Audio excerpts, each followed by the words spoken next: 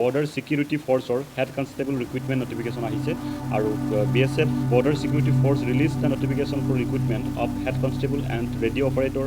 and radio' mechanic সেই পষ্টসমূহৰ কাৰণে আবেদন বিচৰা হৈছে বিশেষকৈ অফিচিয়েল ৱেবছাইট bsf.gov.in তাত গৈ গোটেই ডিটেইলছটো চাব পৰা হ'ব আৰু অনলাইন ষ্টাৰ্ট হ'ব 24 আগষ্টৰ পৰা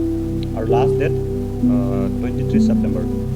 আৰু টোটেল পষ্ট আছে 11টা 21 আৰু কোৱালিফিকেশ্যন হ'ব লাগিব মেট্ৰিকুলেশ্যন পাছ মানে 10 pass with 2 years ITI degree industrial training ইনষ্টিটিউটৰ পৰা চাৰ্টিফিকেট হোল্ডাৰ হ'ব লাগিব আৰু ITI পাছ কৰা হ'ব লাগিব বিশেষকৈ ৰেডিঅ' টেলিভিজন